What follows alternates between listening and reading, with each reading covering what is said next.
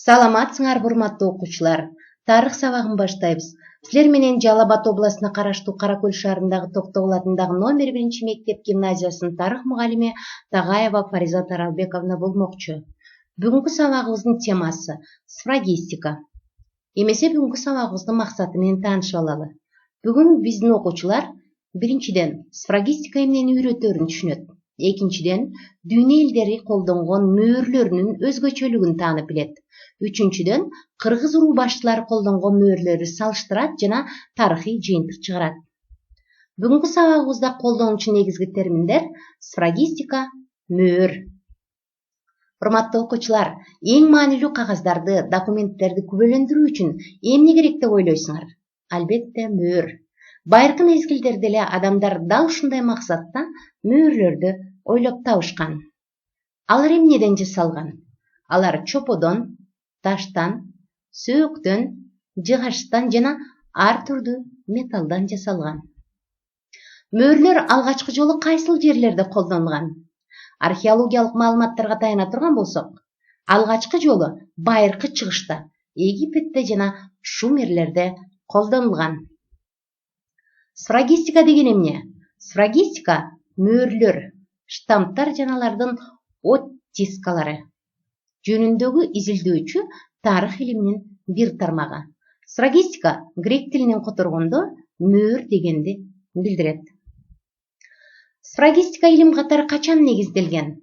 Сфрагистика илим катары 17-кылымда негизделген. Сфрагистика алгач документтердин жасалмалуулугун аныктоо менен алектенген дипломатиканын бөлүгү катары өнүккөн.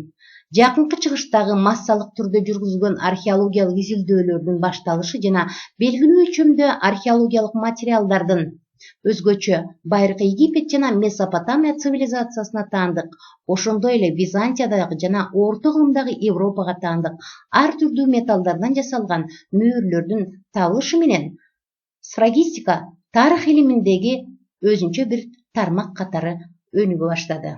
Сфрагистика илими кайсыл илимдер менен байланышта? Ал геральдика, нумизматика жана эпиграфика илимдери менен байланышта. Бүгүнкү сабагыбыздын экинчи маселесин өтөлү. Дүйнө элдери колдонгон мөөрлөр. Археологиялык казуулардын негизинде ала турган болсок, дүйнө элдери ар кандай формадагы мөөрлөрдү колдонушкан.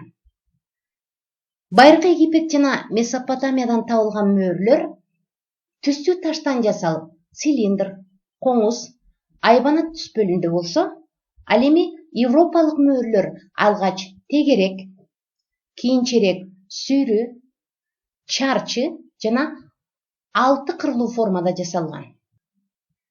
Мына бул жерде Ассирия убагындагы мөөрлөрдүн оттисктерин көрүп турасыңар. Орто кылымдардан Совет бийлигине чейин Орто Азиядагы уруу башчылары өздүк мөөрлөрдү колдонушкан. Мөөрлөр баалуу металлдан жасалып, тегерек жана ромб формасында болгон. Мөөрлөр негизинен бардык мамлекеттердин бийлик органдарынын буйрук чечимдерин тастыктоо үчүн колдонулган. Ал эми жеке адамдар колдонууга уруксат берилген эмес. СССРдын тушундагы мөөрлөр милдеттүү түрдө бирдей мамлекеттик формада, башкача айтканда, тегерек болуп жасалган. Азыркы учурда мамлекеттик органдар гана эмес, мамлекеттен тышкаркы мекемелер, өзгөчө жеке ишканалар, менчик фирмалар деле мөөр колдонушат. Коомдук уюмдардын дагы өздөрүнүн мөөрлөрү бар. Кыргыз уруу башчыларынын мөөрлөрү эмнеден жасалган? Колодон, алтындан, күмүштөн жасалган. Алар кандай формада болгон? Тегерек, ромб формасында болгон. Алардын кандай өзгөчөлүгү болгон? Мөөрдүн бетине ээсинин аты жана ар кандай уран, кээ биринде Курандан алынган сөздөр түшүлгөн. Айрым маалыматтар боюнча, кыргыз уруу башчыларынын айрымдары мыкты зергерге жасатып, шакек түрүндө дагы тагынып жүрүшкөн. Кээ бир уруу башчыларынын мөөрү уруу ичинде гана таанылбастан, уруу аралык жана эл аралык мааниде болгон. Мисалы, мунун далили Атаке бийдин мөөрү. 1785-жылы Россиянын император айымы Екатерина II жазган катында Атаке өз мөөрүн баскан. Атаке баатыр же Атаке бий деп тарыхта белгилүү болгон. Кыргыз элинин баатыры ким болгон? Атаке Баатыр Тынай уулу болжол менен 1738 жылы туулган, өлгөн жылы белгисиз.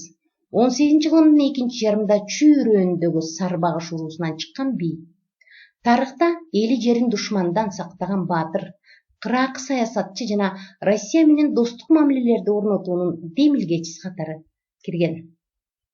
Урматтуу окуучулар, силерге окуу куралынын 56 бетинде кошумча окуу үчүн маалымат берилген. Ал маалымат Көкөнбүк би Памирдин миңбашысы жөнүндө. Карт тарыхтын кордугун көрүп далай азабын тартса да чөкпөгөн, чачылып тозуп чайпалса да бөксөрбөгөн, түгөнүп баратканда чыйралып кайра түтөгөн кыргыз урпагы кылымдарды карытып бүгүнкү доорго чейин жетти. Албетте Манас бабабыз баш болгон Кошой, Бакай, Семетей, Сейтек, Эртөштүк, Курманбек, Эртабылды, Жанышбайыс, Кыз Сайкал, Жаңыл Мырза өңдүү баатырлар элди жерди коргоп келди. Алардын эрдиги эл оозунда байыркы мезгилден бери тынымсыз айтылып, ыйык мураска айланган. Ал доорго үңүлө карасак, кыргыз ээлеген кең мейкиндик Түндүк Алтай, Энисейден башталып, Талкан менен Кундузга, чыгышы Тибеттен Кавказга чейин кулаш жайган. 19 кылымдын аягы 20 кылымдын башында азыркы Мургаптагы кыргыздарды чейрек кылым канаттууга кактырбай, тумшуктууга чокутпай келген Мургаптык кыргыздардын Кыдыршаа уруусунан чыккан Көкөнбек миңбашы эл үчүн, кыргыз үчүн опол тоодой эмгек сиңиргени бүгүнкү күнгө чейин эл арасында айтылып келет. Мына бул сүрөттө Көкөнбек бийди көрүп турасыңар. Ала дегенде Мургаптан Бадахшанга чейин, кийин Каракөл менен Бартанга чейин бийлик жүргүзгөн. Болжол менен 1894 жылы жалпы Памир өрөөнүнө миңбашылыкка дайындалып, 1919 жылдары революциядан соң кызматтан четтеген. Мындан сырткары Көкөнбек миңбашы бий да болгонун береги мөөрлөр далилдөөдө.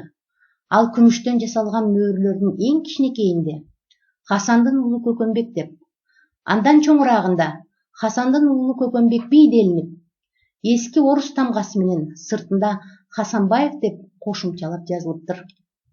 Кооздолгон, оймо чийме чүрүлгөн чоң мөөрдө Хасандын уулу Көкөнбек бий Памирдин миңбашы деп турат. Көкөнбек миңбашыга наамдар Россия империясы тарабынан берилгени маалым. Көкөнбек миңбашы 1920 жылдары Мекеге ажылыкка барып, жаракчылык менен кош айтышкан.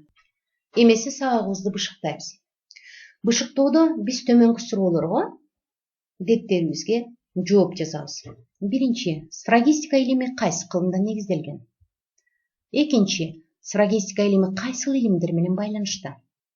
Үчүнчү, мөөрдүн колдонушунун максаты эмне? Төртүнчү, мөөрлөр эмнеден жасалган?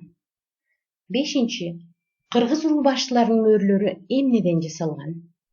Алтынчы, кыргыз урулбаштыларынын мөөрлөрүнүн бетинде кандай сөздөр түшүрүлгөн? Баарыңар жазып чыгат деген ишенимдемин. Биз бүгүнкү сабакта силер менен сфрагистика илими эмнени окуп үйрөнө тургандыгын түшүнүп алдык. Сфрагистика илиминин илим катары калыптанышын билдик. Дүйнө элдери колдонгон мөөрлөр менен, анын катарында кыргыз урулбаштылары колдонгон мөөрлөр менен таанышып чыктык. Эмесе үйгө тапшырма.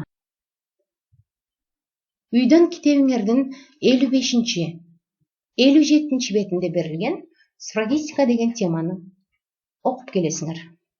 Мөөрдү колдонуунун мааниси жөнүндө ойлонуп жазасыңар. Ушуну менен сабагыбыз соңуна чыкты. Көңүл бурганыңарга чоң рахмат.